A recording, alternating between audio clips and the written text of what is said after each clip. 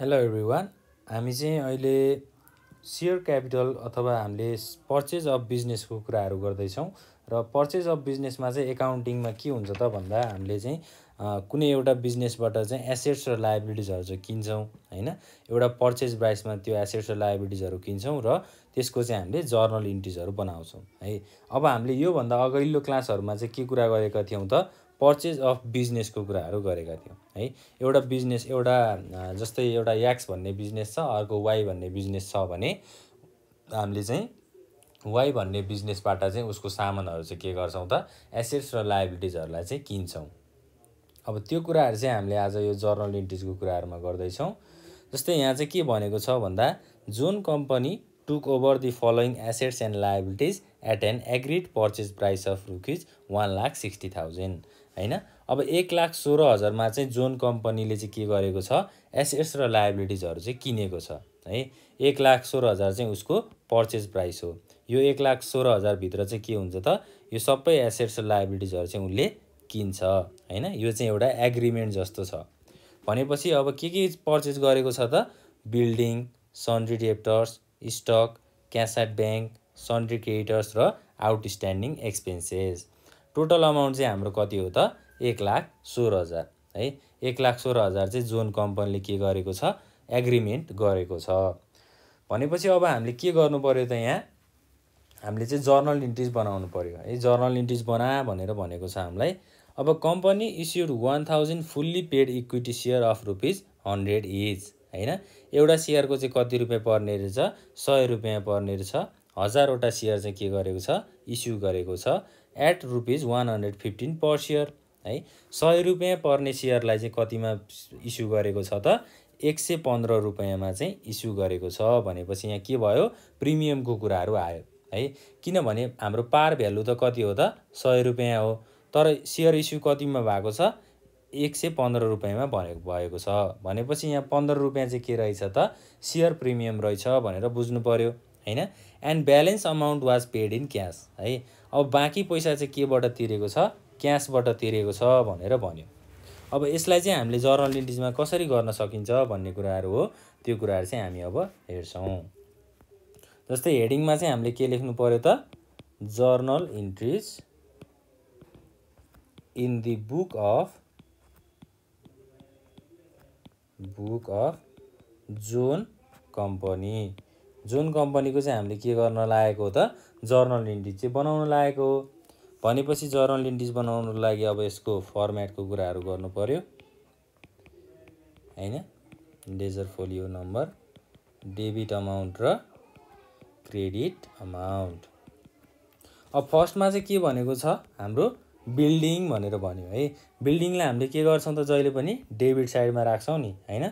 Building भनेको त assets हो हैन। बिल्डिङ भनेको घर हुनसक्छ। बिल्डिङ चाहिँ डेबिटमा भयो। त्यसै गरी अर्को के छ सन्ड्री डेब्टर्स छ। अब सन्ड्री डेब्टर्स भनेको के हो एसेट्स हो। एसेट्सलाई हामीले के गर्छौँ सम्पत्तिलाई चाहिँ डेबिट साइडमा राख्छौँ सन्ड्री डेब्टर्स डेबिटमा भयो। त्यसै गरी अर्को के छ त स्टक इन ट्रेड भनेको अब ट्रेड भनेको चाहिँ बिजनेस गर्दाखेरि सामान स्टक कति रह्यो त 36,000 को सामान चाहिँ स्टक रह्यो बिजनेस गर्दाखेरि है। ट्रेड भनेको चाहिँ बाइङ एन्ड सेलिङ एक्टिभिटिज हो हैन। किन्ने र बेच्ने समयमा चाहिँ स्टक कति रह्यो त हाम्रो 36,000 को चाहिँ के रह्यो स्टक रह्यो। अब स्टक रहनु भनेको त आफ्नो सामान रहनु हो। त्यसैले हामीले स्टकलाई पनि के गर्छौँ त स्टक इन ट्रेडलाई एसेट्स मान्छौँ र एसेट्सलाई हामीले के गर्ने डेबिट साइडमा एन्ट्री गर्ने। त्यसै गरी अर्को के छ त क्यास एट ब्याङ्क। अब क्यास एट ब्याङ्क भनेको ब्याङ्कमा पैसा छ भनेर भनेको है। ब्याङ्कमा पैसा हुनु भनेको के हो त एसेट्स हो नि। जस्तै हाम्रो पनि अब ब्याङ्कमा पैसाहरू हुनसक्छ हैन। हामीले चाहिँ सेभिङ गरेर राखेको हुनसक्छौँ। अब त्यो ब्याङ्कमा आफ्नो सेभिङ भएको अमाउन्ट के हो त एसेट्स हो अथवा सम्पत्ति हो। त्यही भएर हामीले क्यास एट ब्याङ्कलाई चाहिँ के गर्छौँ त सम्पत्तिको रूपमा लिन्छौँ र यो डेबिट साइडमा इन्ट्री भयो हैन। अब सन्ड्री क्रेडिटर्स भनेको त लायबिलिटिज हामीलाई थाहा नै छ। त्यसै गरी आउटस्ट्यान्डिङ एक्सपेन्सेस भनेको के हो त तिर्नुपर्ने पैसा हैन। आउटस्ट्यान्डिङ एक्सपेन्सेस भनेको तिर्नुपर्ने खर्च भनेर भनिन्छ। यसलाई हामीले के गर्ने त लायबिलिटी साइडमा राख्ने। अब टु के गर्नु पर्यो यहाँ टु सन्ड्री क्रेडिटर्स क्रेडिट भयो। त्यसै गरी टु अर्को के छ त हाम्रो आउटस्ट्यान्डिङ एक्सपेन्सेस। आउटस्ट्यान्डिङ एक्सपेन्सेसलाई पनि हामीले कहाँ राख्ने त क्रेडिट साइडमा राख्ने। Outstanding expenses. ल अब बिल्डिङ चाहिँ कति रुपियाँ छ त है, बिल्डिङको अमाउन्ट कति छ 50,000 छ। हामीले यसलाई डेबिट साइडमा इन्ट्री गर्यौँ। त्यसै गरी सन्ड्री डेब्टर्स कति छ त 41,800। 41,800 लाई पनि डेबिटमा राख्नु पर्यो। त्यसै गरी स्टक इन ट्रेड भनेको कति छ 36,000। 36,000 पनि डेबिट भयो। र क्यास एट ब्याङ्कमा कति छ त 2200 रुपियाँ छ। 2200 रुपियाँ नि के गर्ने त डेबिट साइडमा इन्ट्री गर्ने। अब सन्ड्री क्रेडिटर्स हामीले क्रेडिट साइडमा इन्ट्री गर्ने भनेका छौँ हैन। सन्ड्री क्रेडिटर्सको अमाउन्ट कति छ त 31,000 छ। 31,000 चाहिँ के गर्ने त क्रेडिट साइडमा लेख्ने।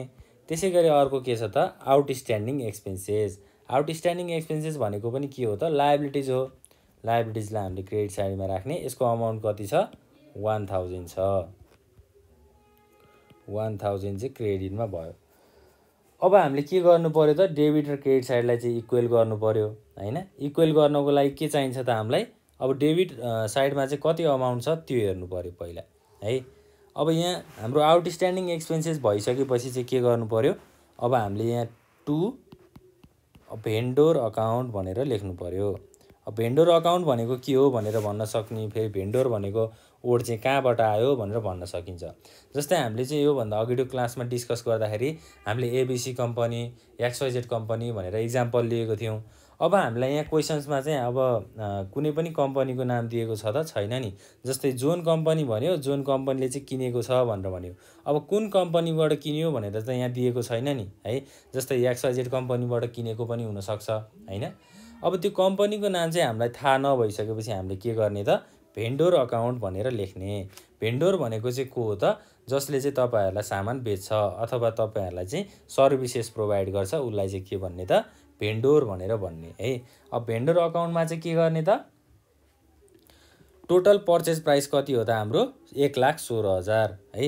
1,16,000 मा चाहिँ एग्रिमेन्ट भएको छ भनेपछि अब भेन्डरलाई पैसा कति दिने त 1,16,000 चाहिँ भेन्डरलाई पैसा दिने है। 1,16,000 को एग्रिमेन्ट भएको थियो नि त। 1,16,000 भित्र चाहिँ के गर्नु परिसक्छ त यो सबै सामानहरू चाहिँ 1,16,000 भित्रमा हामीले किन्नुपर्छ भन्ने एग्रिमेन्ट भएको थियो हैन। त्यसै भएर हामीले भेन्डर अकाउन्टलाई पैसा कति दिनु पर्यो त अब 1,16,000 दिनु पर्यो है। भेन्डर भनेको के हो त्यो कुरा चाहिँ बुझ्नु पर्यो है। भेन्डर भनेको चाहिँ हामीले सामान किन्ने व्यक्तिलाई चाहिँ हामीले के भन्छौँ त सामान किन्ने व्यक्ति भन्दा पनि जसले चाहिँ सामान त्यो मान्छेबाट किन्छ त्यो मान्छेलाई चाहिँ हामीले के भन्ने त भेन्डोर भनेर भन्ने। जस्तै मैले तपाईसँग सामान किने भने अब तपाईलाई के भन्ने त भेन्डोर भनेर भन्ने है। ल अब डेबिट अमाउन्ट र क्रेडिट अमाउन्ट इक्वल छ कि छैन त्यो हेर्नु पर्यो। अब डेबिटमा हाम्रो क्रेडिट साइडमा सिधै 1,16,000 छ। अब डेबिट साइडमा चाहिँ 50,000 प्लस 41,800 भनेको कति भयो त 91,800 भयो हैन। प्लस 36,000 भनेको प्लस 36,000 प्लस 2,200 भनेको अब डेबिट साइडमा चाहिँ पैसा कम छ भनेर बुझ्नु पर्यो है। 1,16,000 त यही छ। अब त्यसै गरी यहाँ हाम्रो 31,000 छ भनेपछि डेबिट साइडमा पैसा पुग्छ त पुग्दैन नि। अब डेबिट साइडमा पैसा नपुग्ने भइसकेपछि हामीले ब्यालेन्स के गर्नुपर्छ त गुडविल एकाउन्ट भनेर ब्यालेन्स गर्नुपर्छ। डेबिट साइडमा कति पुगेको छैन त्यो कुरा चाहिँ क्याल्कुलेट गर्नु पर्यो। अब मैले चाहिँ यहाँ क्याल्कुलेट गरिसकेको छु हैन। तपाईहरु चाहिँ आफ्नो क्याल्कुलेटरबाट चाहिँ यो कुरालाई हिसाब गर्नुहोस् है त। ल अब यहाँ चाहिँ कति हजार पुग्दैन त डेबिटमा 18,000 पुग्दैन। त्यही भएर चाहिँ हामीले डेबिट साइडमा गुडविलमा चाहिँ 18,000 को ब्यालेन्स गरिएको छ है। अब न्यारेसनमा के लेख्ने त है being assets and liabilities taken from vendor. भेन्डोरबाट चाहिँ के गरेको हो त एसेट्स र लायबिलिटिजहरुलाई चाहिँ लिएको हो अथवा हामीले पर्चेज गरेको हो हैन।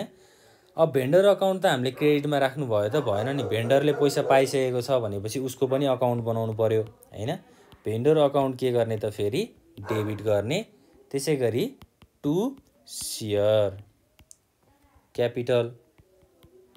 त्यसै गरी अर्को के छ त यहाँ अब कुरा त हाम्रो यहाँ प्रिमियमको भएको छ, किनभने 100 रुपियाँ पर्ने, अब 1000 सेयरको चाहिँ 100 रुपियाँ पर्ने सेयरलाई 115 रुपियाँमा चाहिँ इस्यु गरेको छ भनेपछि प्रिमियमको कुराहरू आयो यहाँ हैन। To share premium. त्यसै गरी टु के हुन्छ त अब यहाँ लास्टमा चाहिँ क्यास अकाउन्ट हुन्छ, किनभने अब सेयर चाहिँ इस्यु गरेको छ, अब सेयर इस्यु गरेर पैसा पुगेन भने त्यो ब्यालेन्स रहेको पैसा चाहिँ केमा तिरिएको छ त फेरि क्यासबाट तिरिएको छ भनेर भनेको छ हैन। अब भेन्डर अकाउन्ट डेबिटमा हामीले 1,16,000 राख्नु पर्यो हैन। त्यसै गरी सेयर क्यापिटल अकाउन्ट कति हुन्छ त, भेन्डर अकाउन्टमा चाहिँ हामीले टोटल चाहिँ 1,16,000 राख्नु पर्यो है। त्यसै गरी इक्विटी सेयर क्यापिटल चाहिँ कति हुन्छ त 1000 × 100। अब 1000 × 100 भनेको कति भयो 1 लाख भयो। टु सेयर प्रिमियम भन्यो, सेयर प्रिमियम चाहिँ कति छ त अब 1000 × 15 है। 15 रुपियाँ चाहिँ के हो त सेयर प्रिमियम हो भनेपछि 15,000 चाहिँ सेयर प्रिमियम भएछ है। अब बाँकी कति रह्यो त हाम्रो 1,16,000 चाहिँ डेबिट साइडमा छ हैन। त्यसै गरी सेयर क्यापिटल 1 लाख भयो, सेयर प्रिमियम चाहिँ 15,000 भयो भनेपछि अब कति पुगेन त 1,000 पुगेन भनेपछि 1,000 चाहिँ के गरियो क्यासबाट तिरियो भनेर बुझ्नु पर्यो है त। ल सजिलो छ यो, केही छैन गाह्रो। अब के भन्यो त यहाँ सेयर क्यापिटलमा चाहिँ 1,000 सेयर थियो 100 रुपियाँको दरले तिर्यो भनेर भन्यो। त्यसै गरी सेयर प्रिमियम चाहिँ कति रुपियाँ छ त 15 रुपियाँ छ। अब 1,000 सेयरको चाहिँ 15 रुपियाँको दरले चाहिँ के तिरियो त सेयर प्रिमियम तिर्यो हैन। कसलाई तिरेको हो त भेन्डरलाई तिरेको हो। अब बिङ के लेख्नु पर्यो त यहाँ issue of share with premium to vendor है। भेन्डोरलाई चाहिँ के गरेको हो सेयर इस्यु गरेको हो भनेर बुझ्नु पर्यो है त। ल अब यो त भयो हाम्रो जर्नल इन्ट्रिजको कुराहरू है। जर्नल इन्ट्री चाहिँ हामीले यसरी बनाउँछौँ भनेर बुझ्नु पर्यो। अब कुनै पनि संस्थाको नामहरू दिएको छैन भने त्यो केसमा के गर्ने त भेन्डर अकाउन्ट भनेर लेख्ने, त्यो कुरा चाहिँ बुझ्नु पर्यो है।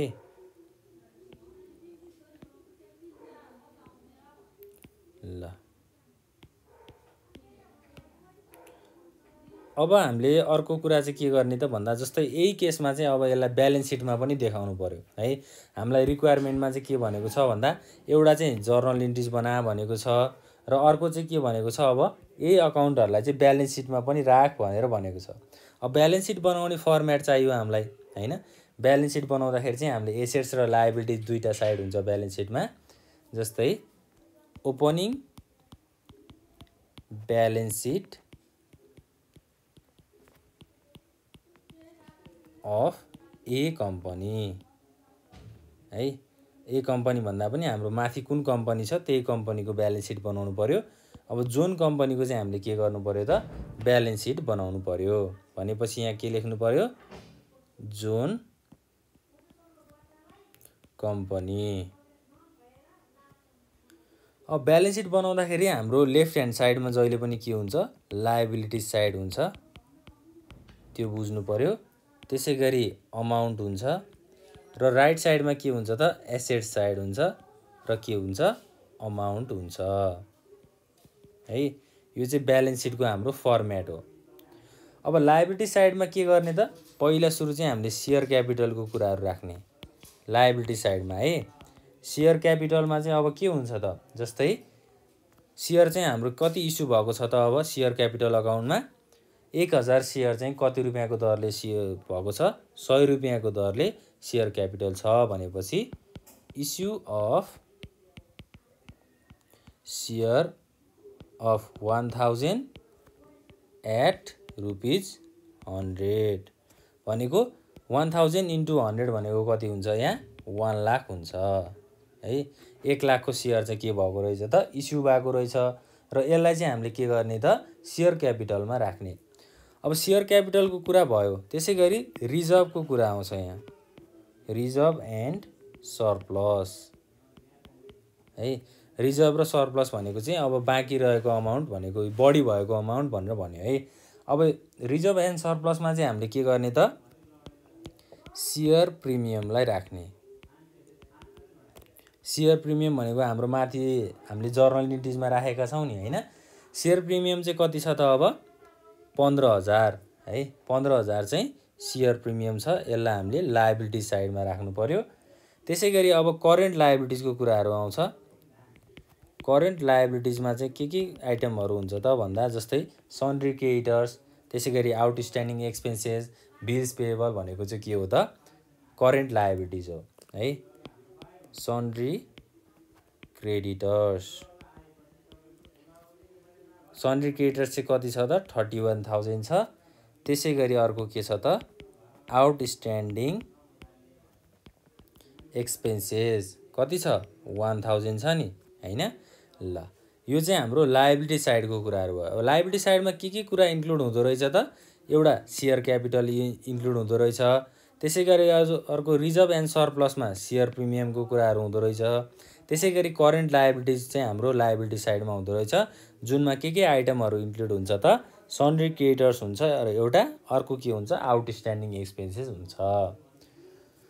अब एसेट साइडमा जाउँ हामी है। एसेट साइडमा चाहिँ के हुन्छ एउटा फिक्स्ड एसेट हुन्छ। फिक्स्ड एसेट्स हुन्छ है। फिक्स्ड एसेट्स भित्र चाहिँ जस्तै ल्यान्ड, बिल्डिङ, हाउस हैन। त्यसै गरी अब रेन्ट, गुडविल, यी सबै कुराहरू चाहिँ हाम्रो के हो त फिक्स्ड एसेट्स हो है। अब फिक्स्ड एसेट्समा पहिला बिल्डिङको कुराहरू गरौँ है। बिल्डिङलाई चाहिँ फिक्स्ड एसेट्समा राखिन्छ। अब बिल्डिङ कति छ त 50,000 छ हैन। 50,000लाई हामीले के गर्नु पर्यो त फिक्स्ड एसेट्समा राख्नु पर्यो 50,000। त्यसै गरी अर्को के छ त गुडविल है। गुडविल भनेको चाहिँ हामीले जर्नल इन्ट्रिजमा गुडविललाई के गरेका छौँ ब्यालेन्सिङ फिगरमा राखेको छौँ है। डेबिट साइडमा ब्यालेन्स गर्नको लागि राखेको छौँ। गुडविल भनेको चाहिँ के हो भनेर बुझ्छौँ भन्दा जस्तै गुडविललाई चाहिँ नेपालीमा के भनिन्छ त इज्जत अथवा मान हैन, त्यो प्रतिष्ठा त्यस्तो भनेर भनिन्छ है। गुडविललाई चाहिँ इज्जत भनेर भन्न सकिन्छ। अब गुडविल कति छ त हाम्रो ब्यालेन्सिङ फिगर कति छ 18,000 छ। 18,000लाई चाहिँ हामीले ब्यालेन्स सिटको एसेट साइडमा राख्नु पर्यो है। यो चाहिँ हाम्रो फिक्स्ड एसेट्स भयो। अब अर्को के हुन्छ त करेन्ट एसेट्स हुन्छ। करेन्ट एसेट्समा चाहिँ के आइटमहरू इन्क्लुड हुन्छ त जस्तै सन्ड्री डेब्टर्स, त्यसै गरी हाम्रो अर्को के छ त जर्नल इन्ट्रिजमा स्टक छ। त्यसै गरी अर्को के छ क्यास एट ब्याङ्क, ब्याङ्कमा जम्मा भएको पैसा चाहिँ के हो त हाम्रो करेन्ट एसेट्स हो। अब सन्ड्री डेब्टर्समा कति अमाउन्ट छ भन्दा 41,800 छ है। सन्ड्री डेब्टर्समा कति छ 41,800 छ। त्यसै गरी स्टकमा चाहिँ कति छ त 36,000 छ। स्टक भनेको के हो त बाँकी रहेको सामान है। अब बेच्दा र किन्दाखेरि हाम्रो बाँकी रहेको सामानलाई चाहिँ स्टक भन्छौँ। स्टक कति छ त 36,000 छ। त्यसै गरी क्यास एट ब्याङ्क भनेको अब ब्याङ्कमा जम्मा भएको पैसा भनेर भन्नु पर्यो है। ब्याङ्कमा जम्मा भएको पैसा चाहिँ कति छ त माथि हेरौँ। क्यास एट ब्याङ्कमा 2,200 रुपैयाँ छ है।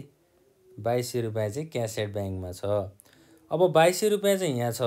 अनि हामीले जर्नल बनाउँदाखेरि चाहिँ के गरेका छौँ त हामीले क्यास कति तिरेका छौँ त 1,000 तिरेको छौँ भनेपछि अब हामीले ब्याङ्कबाट क्यास तिर्नु पर्यो नि जहिले पनि हैन।